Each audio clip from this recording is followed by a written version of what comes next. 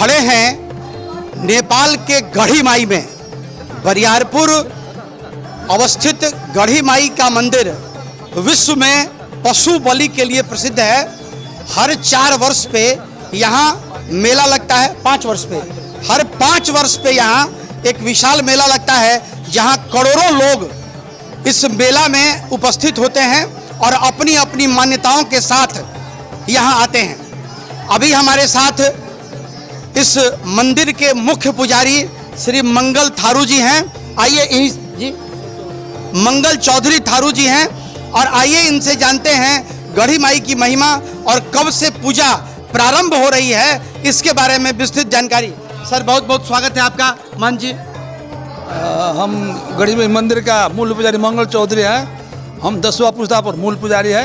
अभी इस मंदिर का जो इस साल 5 वर्ष मेला जो होता है ना, ये मेला अभी ये यहाँ नेपाली मंगसिर महीना में 17 गते से स्टार्ट होगा। जैसे कि आपका इंडियन तारीख, हिंदी की तारीख भी बता दिया। इंडियन तारीख में आपका दिसंबर का 7, 8, 9 ये मुख्य पड़ेगा। उस बलि के दिन पड़ेगा। उस टाइम में बहुत ज़्यादा भीड़ होता है। उस टाइम में यहाँ से आपका इंडिया से 60% आदमी तो आप इंडिया के से ही होता है। अच्छा, बलि लेकर भी वही लोग भी आता है। कहने का मतलब क्या है कि इस मंदिर इतना ऐतिहासिक है। ये मंदिर आपको सेन काल ऐसे 500 वर्ष पुराना है। इस मंदिर में जो मन से जो भाखल करता है, चिताता है, जो भाखल करेगा चित से, वो पूरा होता है। पूरा होने के बाद ही 5 वर्ष में लोग अपन भाखल पूरा करने के लिए वो जो पशु बलि है, जांगा बलि है, भैंसा बलि है, सुंगर बलि है, जो भी ये भाखन जो बोल रहे हैं, ये मान्यता हुई, जो मन्नत मांग के आते हैं। मन्नत जो मांगता है, मन्नत मांगने के बाद 5 वर्ष के अंदर पूरा होता है, वही लोग लेकर आता है।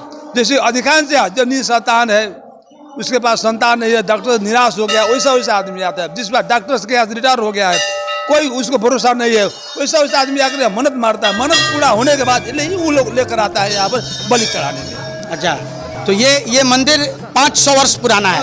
ऐसे ना जो 22 राज था ना, जो यहाँ अभी नेपाल सिर्फ सरकार का राज नहीं था, 22 राज था। यहाँ 22 राज था। जैसे कि आपका सेन राजा, यहाँ मुकुंद सेन का राज था। यहाँ पर ये उस टाइम से ही पूजा अजा हो रहा है। उस टाइम देवी की स्थापना हुई है। मतलब लगभग 500 वर्ष पहले से यहाँ देवी की पूजा हो रही है। ये मंदिर की स्थापना कैसे हुई, उसके बारे में बताएं। स्थापना हुआ, मेरा सबसे प्रथम पुजारी भगवान चौधरी बाबा थे। वो 10 पुस्ता हमारा पहले का पूर्वज है। वो किसी कारण बस कारागार में पड़ा था मकवानपुर का, जैसे भाईसराज मकवानपुर गढ़ी राज था। वहाँ पर मकवानपुर का वन देवी था।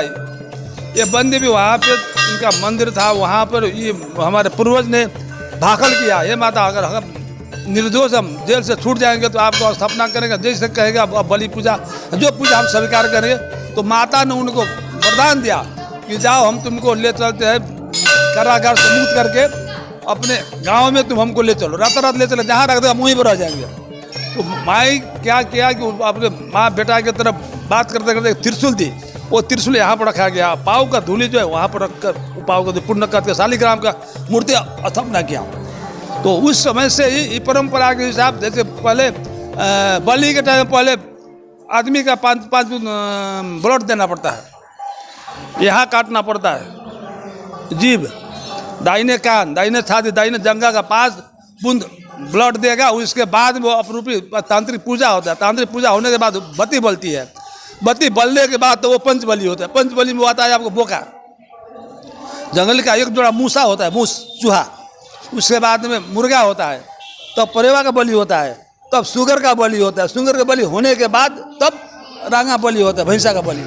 भैंसे का बलि होने के बाद दूसरे दिन से खसी, बोका इत्यादि सुंगरू और बलि स्टार्ट होता है। मतलब पहले इन लोगों की बलि होती है जो आपने अभी बताया। हाँ, पहले वो लोग बलि होता है। ये जो अभी आपने बताया कि ये जो कान में से, जीभ में से, जांग में से ये जो ब्लड निकलता है, इसकी क्या मान्यता है? ये मान्यता, यह नर बलि मांग की थी माता ने। अच्छा, नर बलि की मांग की थी। नर बलि तो कोई न दिया है, न दे पाएगा।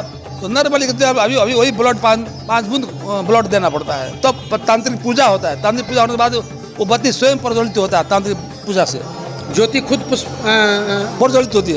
हाँ, तब उस बत्ती के राह से खीर भोजन पकता है। खीर भोजन बनाने के बाद 9 ठाव में भोग लगता है 9 देवी का। उस प्रसाद का इतना महत्व है कि जो निसंतान हो, जो रोग व्यथा घेरा है, उन लोगों को प्रसाद थोड़ा सा मिल जाए तो उसको अमृत के समान होता है। अच्छा, तो ये तो मैंने आस्था का समझिए कि जीता जागता प्रमाण है यहाँ। जितना प्रणाम। और इतना भी मेला, इतना पशु बलि होता है, लाखों लाख लोग यहाँ आता है, करोड़ लोग आता है। कम से कम यहाँ आपको 8-9 हज़ार तो भैंसा का बलि होता है, कम से कम 2-2.5 लाख खसी बकरा का बलि होता है, सब मिलाकर। लेकिन एक भी मक्खी नहीं मिलेगा आपको, एक भी मक्खी एक नहीं मिला। जो आप देख लीजिएगा, अभी वर्तमान आ रहा है, आगे देख लीजिएगा आप। वो जितना आज तक वाला था, इतना था लेंस लेकर, इतना था बड़ा लेंस लेकर आया था, वो 1.5 फीट का लेंस लेकर आया, मक्खी चेक ले ली, कुछ नहीं हुआ आज तक, कुछ नहीं मिला। मिल भी नहीं किया, मिल भी नहीं करेगा मक्खी। तो हम लोग जब पूजा नहीं करेंगे, वो जितना उसका सिरा होता है ना, जो भैंसा कटता है, उसका भूमि पूजन होता है। भूमि पूजन होने के बाद हम पूजा करते हैं, पूजा करके वो सिरा को खंता में जब डाल देंगे पूजा करके, उसके बाद में कुछ दिन के बाद में तो आपको मक्खी दिखाई पड़ेगा।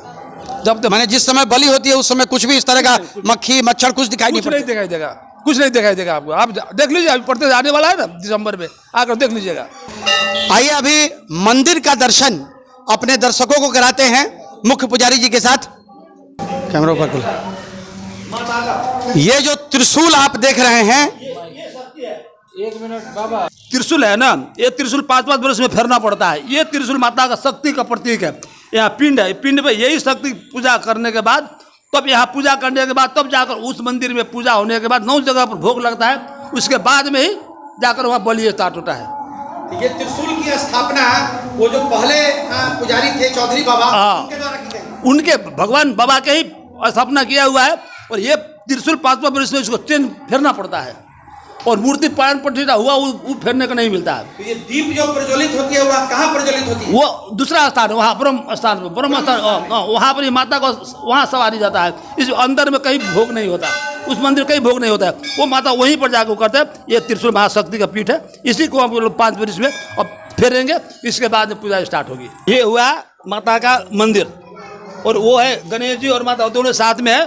हम लोग पुजारी यहाँ जो भगवान बाबा का वंशज है वही यहाँ पूजा करता है, वही बैठेगा, दूसरा कोई नहीं बैठेगा। जैसे हम लोग सुबह से ड्यूटी है, मेरा ड्यूटी सका भाई लोग बैठा, उसके बाद वो ड्यूटी सकेगा, दूसरा भाई लोग आएगा, उसके बाद दूसरा भाई लोग आएगा। ये 4 ड्यूटी होता है, 4 टाइम, सुबह से लेकर 4 टाइम शाम तक। आरती होने के बाद फिर बंद हो जाता है, बंद होने के बाद में जब होता है, यहीं पर आकर जब होता है तो यहाँ पर वस्त्र होता है, तो नारियल चढ़ता है, यहाँ बलि नहीं होता है।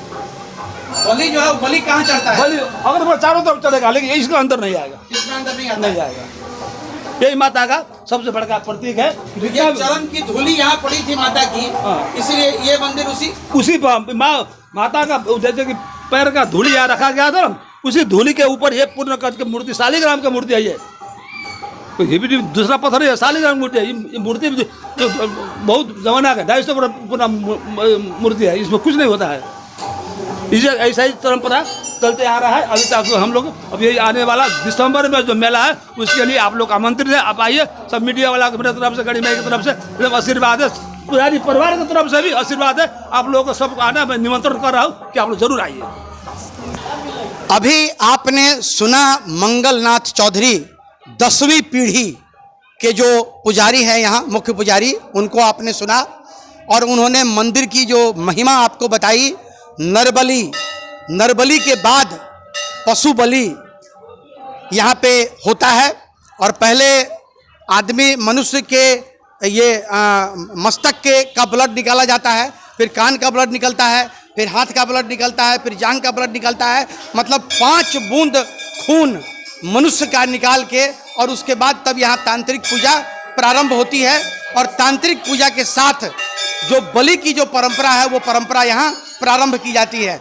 यहाँ पे बोका मतलब जो खस्सी होता है, खस्सी, ये चिड़िया, भैंसा, सुअर, सबकी बलि चढ़ाई जाती है। और तारीफ की बात यह है कि इतनी बलि चढ़ने के बाद भी लाखों की संख्या में यहाँ पशुओं की बलि होती है, लेकिन पूजा के समय में आपको यहाँ एक मक्खी दिखाई नहीं पड़ेगी।